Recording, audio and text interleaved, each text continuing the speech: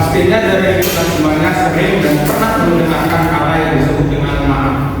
Maaf itu adik-adik teman-teman semuanya merupakan tindakan di mana kita harus mengucapkannya ketika kita tahu bahwa kita melakukan suatu tindakan yang salah dan kita harus membuat suatu keadaan baik dengan kata-kata yang disebut dengan maaf. Di sini Bapak akan menjelaskan sebanyak 4 kriteria yang perlu kita pahami tentang maaf. Pertama yaitu pengertian maaf, kedua yaitu mengapa maaf itu penting, dan yang ketiga yaitu cara meminta maaf, dan yang keempat yaitu menerima minta maaf. Nah, yang pertama yaitu pengertian maaf. Maaf merupakan ungkapan atau tindakan yang dilakukan untuk menunjukkan penyesalan atau permintaan maaf atas kesalahan, kesalahpahaman, atau tindakan yang tidak pantas yang dilakukan terhadap orang lain. Maaf juga dapat diartikan sebagai upaya untuk memperbaiki hubungan antara individu yang terlibat dalam konflik atau ketegangan. Dalam konteks sosial dan budaya, maaf seringkali dianggap sebagai tindakan yang penting dalam memperbaiki kesalahan dan mengembalikan keharmonisan hubungan antara individu. Maaf juga dapat berfungsi sebagai bentuk pengakuan atas kesalahan yang dilakukan dan sebagai langkah awal untuk memulihkan keretakan dalam hubungan interpersonal. Secara etimologis, kata maaf berasal dari bahasa Sanskerta atau mabhas yang berarti berbicara dengan lembut atau meminta maaf. Dalam berbagai budaya dan agama, konsep maaf memiliki makna yang dalam dan seringkali dihubungkan dengan nilai-nilai seperti kesabaran, pengampunan, dan perdamaian. Dalam praktiknya, meminta maaf dapat dilakukan secara lisan dan mengucapkan kata-kata maaf atau secara fisik dengan melakukan tindakan yang menunjukkan penyesalan dan niat baik. Proses meminta maaf juga sering melibatkan refleksi atas kesalahan yang dilakukan, pengakuan terhadap dampak yang ditimbulkan, serta komitmen untuk tidak mengulangi kesalahan tersebut di masa depan. Dengan demikian, maaf bukan hanya sekedar ungkapan kata-kata, tapi juga melibatkan kesadaran diri, empati terhadap orang lain, dan niat untuk memperbaiki hubungan yang rusak. Maaf merupakan salah satu aspek penting dalam menjaga hubungan yang sehat dan harmonis antar individu dalam masyarakat. Nah, itulah dia definisi tentang maaf. Dan yang kedua, mengapa maaf itu penting? Maaf itu membantu menghubungkan hubungan kita dengan sesama kita menjadi lebih baik. Misalkan ketika kita melakukan kesalahan kepada teman atau kita mengucapkan sesuatu hal yang tidak enak di dalam hati teman kita, jadi kita perlu mengatakan maaf kepadanya dan tergantung kepada dia apakah dia akan menerima maaf kita itu atau tidak. Dan yang selanjutnya itu cara meminta maaf. Yang pertama, kita harus meminta maaf seperti mengakui kesalahan dan berkomitmen untuk tidak mengulangi kesalahan kita itu. Dan penting juga untuk mengajarkan atau mengerti bahwa meminta maaf harus dilakukan dengan tulus dan tidak sekedar formalitas. Yang keempat yaitu menerima permintaan maaf. Selain meminta maaf, kita juga perlu tahu caranya menerima permintaan maaf dari teman yang sedang meminta maaf kepada kita. Kita tidak boleh menolak permintaan maaf karena dia melakukan kesalahan yang tidak enak di dalam hati kita atau tidak bisa kita terima.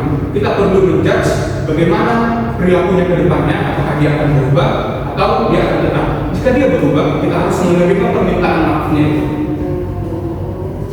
Dan perlu saya Bapak tekankan lagi bahwa kalau kita melakukan kesalahan dan meminta maaf sewenang-wenangnya, kita tidak bisa melakukan hal tersebut.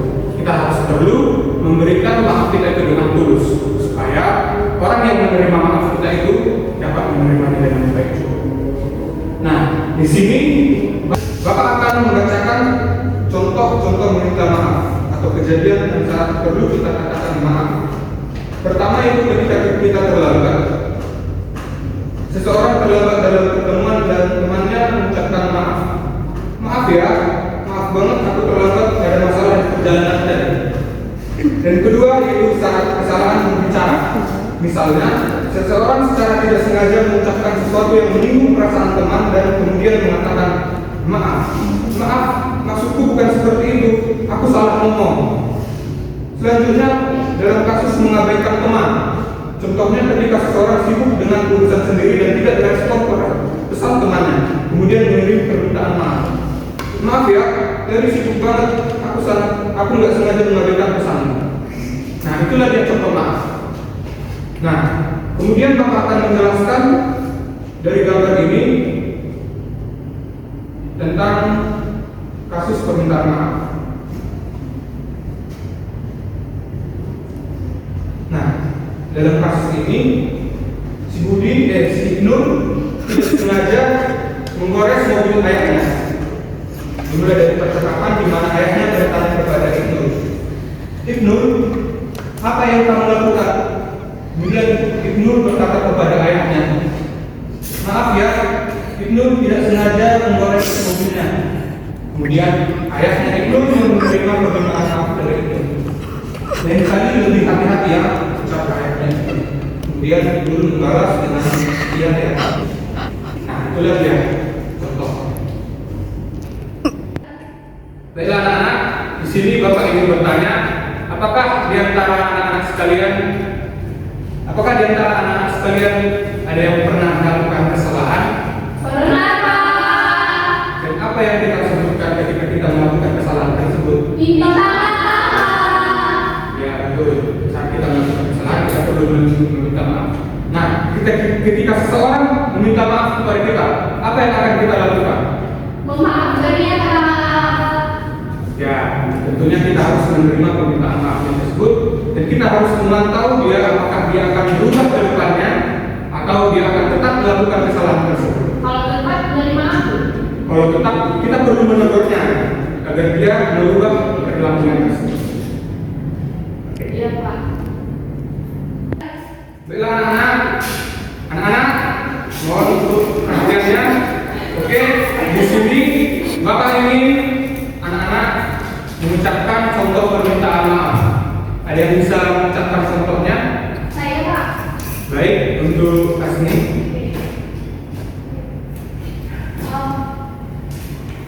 Contoh kasusnya ketika terlambat masuk ke sekolah atau masuk kelas. Nanti saya akan bilang sama ibu gurunya, Bu, saya minta maaf karena terlambat. Nanti pada saat ke sekolah saya terlambat, saya bilang sama ibu gurunya, saya bilang, Bu, saya minta maaf karena terlambat karena saya tidurnya terlalu malam. Ya, betul ada contohnya. Dan ada yang bisa menunjukkan contoh yang lain? Baik, untuk Citra. Kasusnya ketika kita tidak sengaja mengucapkan kaca jendela.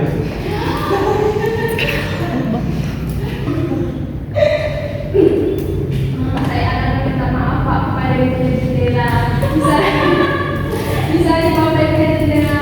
Permisi, Pak, saya minta maaf. Saya tidak sengaja membesarkan kaca jendela ini dengan bola. Karena tadi teman-teman saya bermainnya nakal, Pak. Jadi jendela Bapak terkena bola. Minta maaf ya, Pak. Ya, sudah lihat contoh-contohnya. Dan untuk yang terakhir, satu lagi ada yang bisa mengucapkan contoh dari permintaan maaf. Baik, untuk Neha, persilakan. Kasusnya ketika kita tidak sengaja menumpahkan air ke buku rumah kita. Maaf ya, tadi ibu terkena air karena aku tidak sengaja menumpahkan air ke tanganku. Maaf ya, nanti aku nggak berbuat itu lagi. Nanti aku ganti buku sama yang baru. Maaf ya sekali. Ya, contohnya sangat bagus dan Bapak rasa itulah dia contoh-contoh yang bisa kita lakukan ketika kita melakukan kesalahan kepada teman kita atau orang-orang di sekitar kita. Oke? Baiklah anak-anak, itu dia materi dari Bapak. Dan untuk materi selanjutnya akan disampaikan oleh Ibu Citra, yaitu mengenai tolong. Untuk Ibu Citra, dipersilakan. Oke, anak-anak.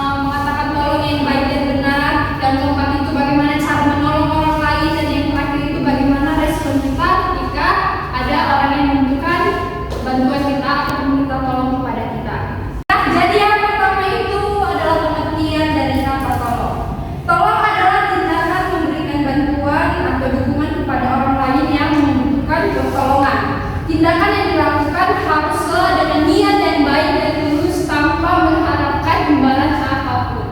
Oke, anak-anak. Jadi kalau ada yang minta tolong harus kita tolongin.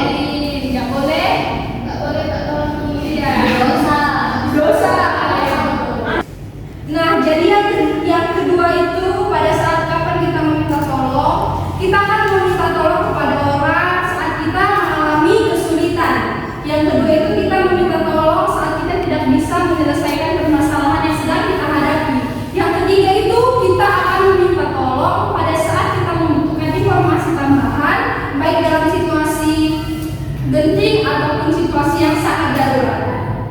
Yang ketiga itu ada cara ataupun bagaimana seharusnya kita meminta tolong kepada orang dengan baik dan benar. Yang pertama, menjelaskan dengan jelas apa yang menjadi masalah ataupun kebutuhan kita. Yang kedua itu, sampaikan permintaan tolong dengan sopan dan tulus. Yang ketiga, ajukan pertanyaan secara langsung kepada orang yang ingin kita mintai tolong dengan spesifik. Dan yang terakhir itu, berikan waktu dan kesempatan bagi orang yang akan menolong kita untuk memikirkan cara bagaimana menolong kita.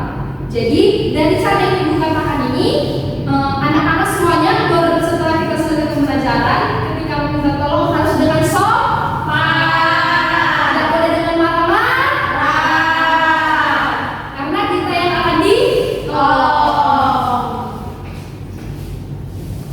Selanjutnya itu bagaimana cara ketika kita dapat menolong orang lain. Kalau tadi cara meminta tolong, yang keempat ini cara untuk menolong. Yang pertama, dengarkanlah dengan penuh perhatian apa yang menjadi masalah ataupun kebutuhan orang yang meminta tolong kepada kita.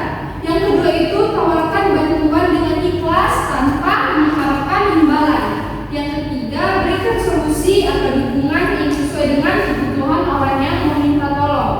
Dan yang terakhir itu kita bisa, jika kita tidak bisa memberikan bantuan secara langsung, berikan penjelasan atau arahkan orang yang meminta tolong tersebut kepada orang yang dapat menolong mereka.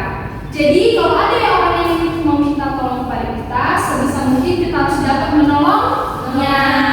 Kalau memang tidak bisa, minta maaf. Minta maaf, ya betul. Setelah minta maaf, arahkan dia untuk pergi ke orang lain yang tidak bisa menolongnya. Misalnya permintaan apa yang nggak bisa kita tolong?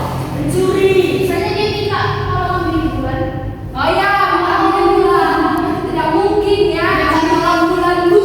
Jadi siapa tuh orang yang bisa diarahkan untuk ambil bulan? Rasa.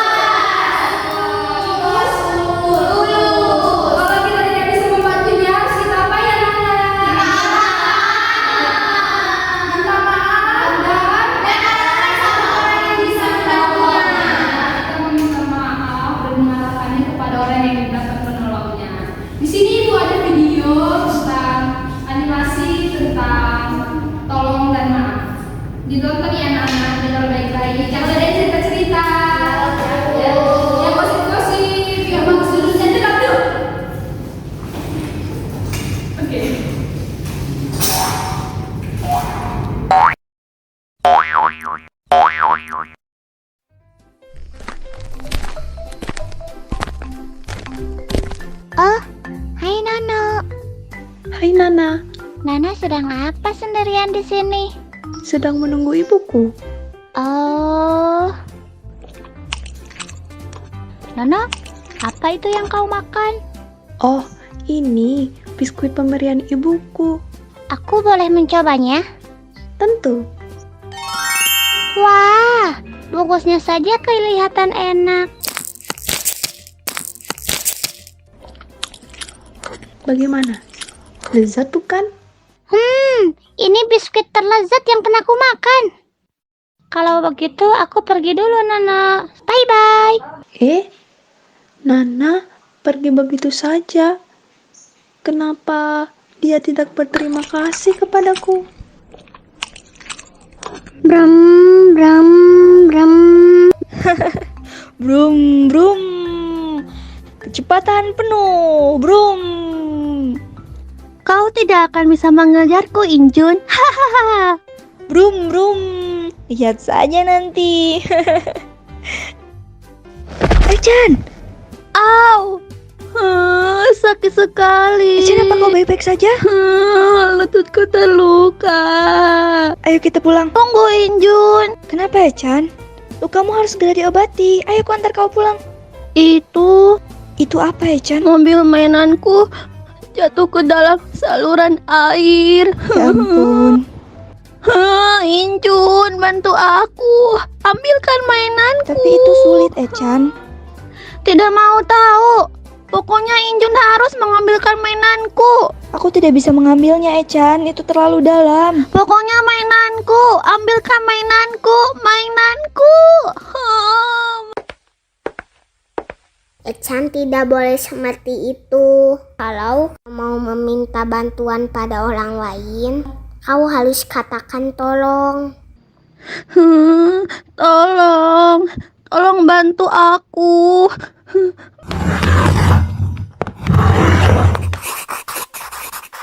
Cio, apa yang kau gambar? Cio menggambar Mama, Papa, dan Cio saat sedang bermain di taman bermain. Wah, kedengarannya seru. Iya Jian, seru sekali. Oh ya, apa yang Jian gambar? Oh, ini gambarku lagi main sepak bola. Wah, keren. Menggambar seharian membuatku haus. Aku harus minum. Cio, lihat tanganmu. Gambarku jadi basah nih. Hahaha, gambarmu rusak sekarang. Kasihan sekali. Hahaha. Cio, kenapa kamu tertawa? Aku kan menggambarnya dengan susah payah. Dan sekarang kamu malah ngerusaknya. Cio tidak boleh seperti itu. Kalau kau membuat kesalahan, kau harus meminta maaf.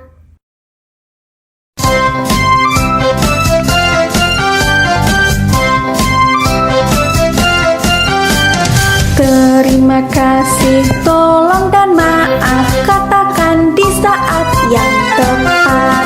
Saat dapat bantuan, saat minta bantuan. Dan jika kamu berbuat salah, 3 kata ajaib.